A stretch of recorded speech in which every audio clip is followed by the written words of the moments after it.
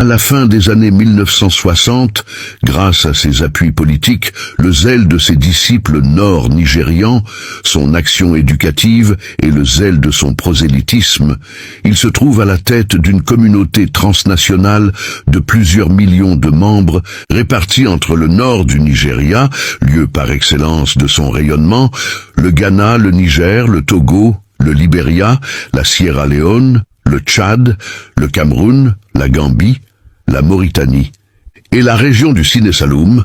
Au-delà de l'Afrique de nos jours, on retrouve ce mouvement aux États-Unis, en Asie, mais aussi dans les pays du Golfe. Cheikh Ibrahim Niasse a fortement encouragé l'éducation des femmes, et ses filles ont fréquenté et mémorisé le Coran au sein des mêmes écoles religieuses que les hommes. Aussi a-t-il affirmé, en matière de connaissances, les femmes devraient rivaliser avec les hommes. Cheikh al-Islam el-Hajj Ibrahim Niasse.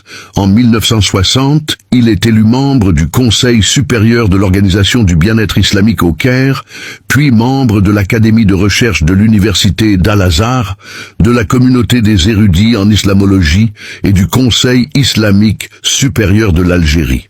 En 1962, il est promu vice-président du Congrès mondial islamique à Karachi. Il est élu membre de la conférence générale de l'Académie de recherches islamiques, CIS au Caire.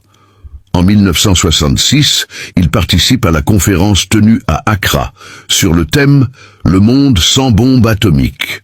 En 1969, il prend part à l'Assemblée constituante de l'Association des universités islamiques à Fès et en devint membre du comité exécutif. En 1971, l'université Al-Azhar lui attribue le titre de Cheikh al-Islam, guide de l'islam. Il fut, par ailleurs, le premier noir africain à présider la prière dans la prestigieuse mosquée d'Al-Azhar. Comme diplomate sénégalais, Baye Niasse rencontre de grandes figures politiques telles que Gamal Abdel Nasser, président de l'Égypte, et le panafricaniste Kwame Nkrumah, avec qui il était très lié, ou encore Zhou Enlai. Baye Niasse défendait la cause africaine sur les plus grandes tribunes du pays. C'est en fait une renommée résultant de vastes connaissances religieuses, historiques, culturelles, scientifiques, philosophiques, etc.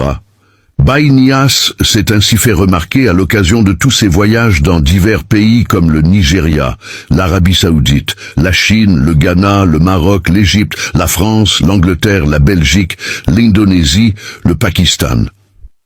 Ibrahima Niasse est rappelé à Dieu au St. Thomas Hospital de Londres le samedi 26 juillet 1975, à l'âge de 75 ans. Pour d'autres histoires, abonne-toi.